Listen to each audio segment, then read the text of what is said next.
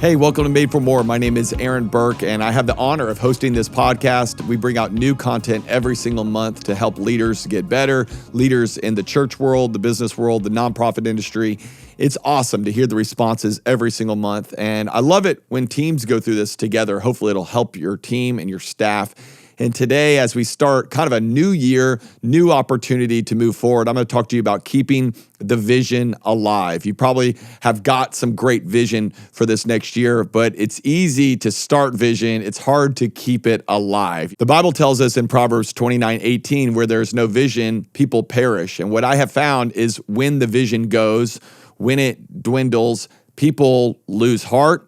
They lose the excitement of the organization, they lose productivity, and they eventually quit and move on to the next opportunity. So how do we keep the vision alive? You got to understand that your vision has to be a clear, compelling driver of whatever you're doing. I think about it with our staff. We have about 130 on our staff at our church, and it's interesting to me how many times that people will be disheartened, they'll be frustrated, and it's simply because they just forgot why we're doing what we're doing. They forgot the vision. It wasn't as clear as I thought it would be. It's my primary responsibility in the organization to be the clear driver of the vision, to make it clear, to make it compelling, to make it measurable.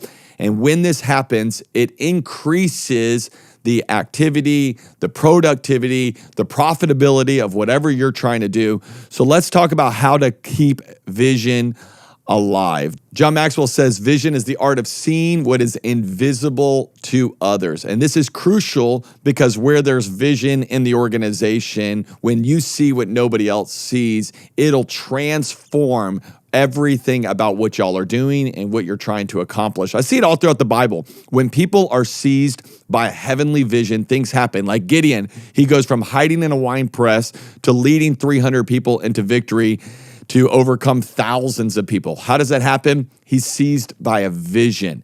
Peter denies Jesus to a little girl, goes to preaching boldly to 3,000. Why? Because he got a vision. Paul, he's persecuting Christians into planting churches and writing most of the New Testament. Why? He got a vision. Moses, from 40 years into the desert to now freeing millions of people. Why? He got a vision. Matthew, a tax collector to a soul winner, world changer. Why? He got a vision. So it is vital that the organization you're in and you as an individual get that vision, that you're seeing what nobody else sees and you're running with it to actually make an impact. When vision fades, this is where the problem comes into play. David, he conquers Goliath, he builds the great kingdom, and then what happens? Without vision, he falls into lust, ruins his life. Elijah, he defeats the prophets of Baal, and then what happens? Without vision, he flees from Jezebel into a cave by himself. Noah builds an ark to save humanity. Without vision, he succumbed to a drunken, crazy event. It's wild what happens when we lose vision. So I want to challenge you as a leader to be captivated by the vision and learn to cast it to the people around you in a way that keeps it alive over a long period of time. Because let's be real, anybody can start with a great vision. It's really hard to sustain it over a long period of time. So let me break this down into two crucial things that I've had to learn to do to keep the vision alive in my own life and in the organization. Number one is that I've got to stay captivated by the vision. Stay captivated by the vision. It's easy to be excited for a season, but being excited over the long haul takes actually discipline in your life. I started CrossFit 10 years ago because I was overweight. I didn't have a lot of energy. It was exciting. Now I've been doing it for 10 years. It takes a little bit of effort now to remind myself, like, why do you keep doing this? I have to keep the vision in front of me. That's the same with any discipline in your life. Anybody can do a diet for a day or two, or even a week or two. Keeping it going over the long period of time takes discipline. It's reminding yourself of why you're doing it and staying captivated by it. So leaders, if you are not excited about the vision, no one else will be. If you're not captivated by it, nobody else will be captivated by it. If you're not waking up thinking about it in the morning, then nobody else will.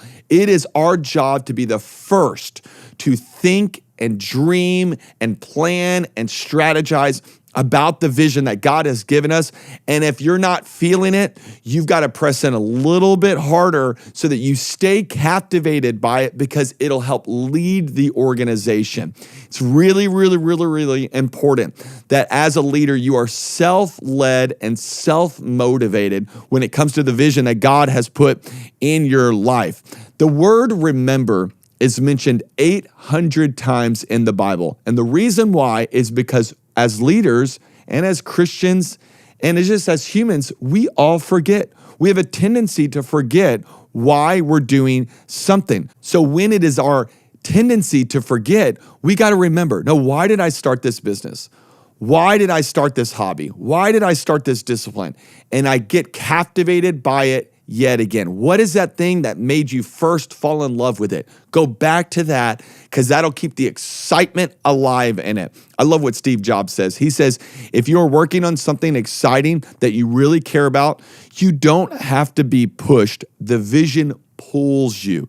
And that is where you want to live. You want to live in that level where that vision is pulling you, because you're still so captivated by it. How do you stay captivated by it? Well, you need to know why you're doing what you're doing. That's why the book of Habakkuk says you need to write the vision, make it plain on tablets, so that he who reads it can run with it. You got to write it down. So I'll do seasons in my life where I get captivated yet again by the vision. Why? So that it'll pull me forward. And then as I'm running after it, the people who are with me also are captivated by it and are running after it also. So you've got to have those times where you're writing it down. So I looked at what we were doing at Radiant, and I'm going, I love the church. What's the why of why we're doing what we're doing? Well, what is it that is special about what we're doing? And I started to write it down about how I'd love to see a local life-giving church within 25 minutes of everybody in the Tampa Bay area. And I started to craft that statement and go, man, what would it look like? What would the future look like if we had these campuses in every community around Tampa Bay, reaching tens of thousands of people a weekend? And I started to get excited again about it. What happened? I had to have a moment where I got captivated yet again about the vision. And then when I go to the staff, man, they're eating it up. They're all excited because they're hungry for vision. When the visionary loses the vision, the people perish. And that's what I don't want to happen with your organization, with your team, with your family. People need the vision. It's interesting, even in the life of Moses, as he's leading the people out of Egypt into the wilderness, eventually to the promised land, that he's constantly having to remind them, hey, there's a land filled with milk and honey. Hey, there's a place that God's prepared for us. What was Moses doing? He's keeping the vision alive. He had to have those moments where he had to pull away by himself and get on the mountain of God for a season by himself. Why? Because I think there was moments where he had to have the time where God reminded him, hey, there's a calling on your life. There's vision I have for you. There's a land that's ahead of you.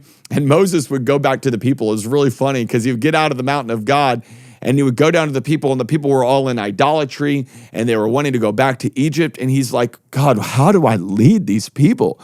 And you lead them through the vision that God has given you. You got to keep the vision alive. So here's some good vision questions to ask when it comes to what has God called you to do? What are you trying to accomplish?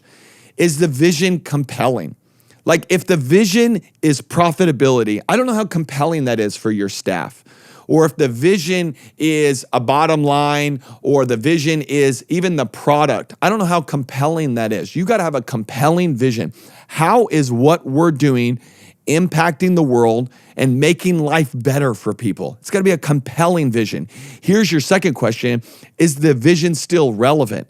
It's exciting what God had you do a year ago or 5 years ago or 20 years ago. But do you have something that's relevant for today, for the new year, for the new season? The world is constantly changing. So you got to make sure you're adjusting the vision to make it relevant for the season you're in. It'll keep it compelling in your life. Here's the third one. Is this God's vision or is it mine? I've had to evaluate this many times in my life because really to stay captured by the vision, it's got to be beyond you. It's got to be something that the divine has given you. So I'm asking myself, is this God's plan for me? Or is this just a good idea that I've had? And when you realize that it's God's plan for you, it motivates you and pulls you forward like never before. The fourth question is, will the vision make an eternal difference? And this is ultimately the greatest desire of all of our lives, is to make a difference for eternity. So you're asking yourself, how will this vision make an eternal difference? And this is crucial to staying captivated by it, that eternity is getting better because of what we are doing in people's lives, in our company, through our generosity, the way we're making people better. So it just keeps you captivated by the vision. One more way that I've stayed captivated by the vision is I get around big visionaries. Sometimes you got to get yourself out of your circle and into some tables, into some rooms where people are just thinking bigger. They're thinking at another level than you. And I'll always walk away with those meetings. I'll meet with some pastors or business leaders or just friends of mine that lead at another level than me. And I'll walk away going, wow, I need to dream bigger. I need to think outside the box a little bit. What does that do? It gets me captured again by the vision. It gets me excited about the vision again. One more time, let me just say this. Leader, if you're not captivated by the vision, neither will the people that God has called you to lead. So if you're frustrated that they're not excited, look at yourself in the mirror and realize they're probably a reflection of who you are. Get excited about the vision again. Ask some good questions. Maybe take some time away and pray. Get a vision from God, because you got to be captivated by the vision first. Your second thing to keep the vision alive is that you got to strategically cast the vision to the people around you. So it's being captivated by it, but it's also being strategic and casting it to the people around you. You see, you got to remember, people forget. Vision leaks. And what people were once excited about, you cannot expect them to stay excited about it if you are not continually casting the vision to them. Erwin Gray says, effectively casting vision never comes to an end. And that is frustrating as a leader, because you just expect people to always get it. But the reality is they're not going to. You've got to continually bring it to them. Casting the vision is as important as being captivated by the vision. You think of the difference between Moses and Noah. I've talked about this on this podcast before. Moses, captivated by a vision from God. He cast it to the people in a very difficult scenario, and he leads millions of them out of Egypt. Noah, captivated by the vision from God, but for some reason, he cannot communicate it to the world around him, and only his family gets on the boat, and they're a little chaotic. So you understand that you can have a very important vision that people are not excited about because you're not casting the vision effectively. So we have lots of different areas of the church, and each of them are oversaw by different leaders. And it's interesting, different leaders will be frustrated. They'll say this statement, nobody likes to serve in this area of the church. Well, this area of the church is an area that nobody wants to be part of. And I always challenge them and go, no, you haven't cast the vision to them that is compelling enough, because I can show you another campus. I can show you another church where that area is thriving with volunteers. But the problem is not the need. The need never drives people.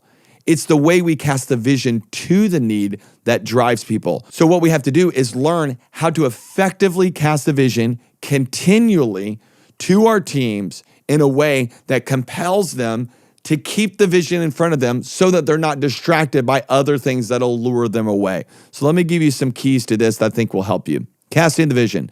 First of all, you got to share the vision often. Every huddle that you're in, every staff meeting that you're in, every gathering that you're in, you got to make sure the vision is somewhere in your communication. It's somewhere in the notes that people are hearing it over and over again. If they come to you and they go, we are sick of hearing the vision, then they are just starting to get it, because it's one of those things that if you don't share it enough, they'll eventually forget it and they'll quit. Here's your second one. Share the vision with stories. Stories matter. Numbers do not drive people. Stories drive people. It's life change that drives people. I always tell our staff, I said, don't use numbers, use names. Because when you say we grew by 15%, that doesn't mean something. But when you tell Jessica's story of how her life was changed because she walked in the doors and you guys greeted her and helped her get connected with community and she found her purpose and she found Christ, that makes a difference. Stories fuel the vision. If you feel like nobody cares about the vision, here's what you do. Find stories of life change. Find stories of how you're making a difference, and that will fuel the vision. Here's your third one, is share it with passion. It's more caught than taught. So when you are sharing vision, you see I have this little like vein that pops out here and vein that pops out here and even in my neck. And when I share the vision, my staff goes always like, Aaron, you need to calm down. Like you're way too excited about launching another campus or doing another baptism service or that next series. Why? I'm captivated by it, and I'm going to cast it in a way that's so passionate that if they just get 50% of my passion, then it'll be worth it, because then they'll be able to drive it forward. Because every level down, it's going to diminish just a little bit. So you are one level, and then it's going to diminish down another level, and then another level. And then by the time it gets to the people that are the furthest away from you in the organization, it's diminished so much that people are going to go, man, this just isn't exciting anymore.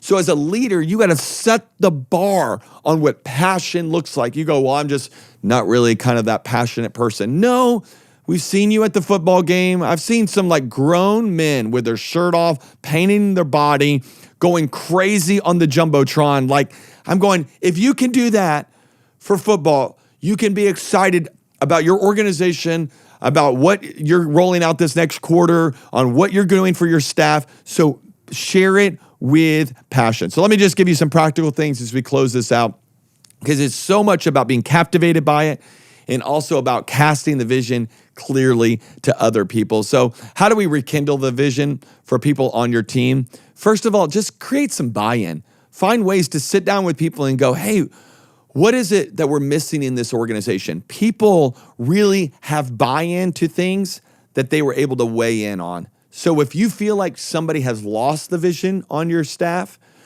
ask them, hey, weigh in on this issue. Give me your feedback. And what does that do? It creates buy-in. Here's the other one. Remind people of the why. Sometimes they've just forgot why they're doing it. I've heard it takes 7 times for people to hear a vision before it actually sticks. So maybe they just haven't heard it enough. They haven't heard the why enough for it to stick in their life.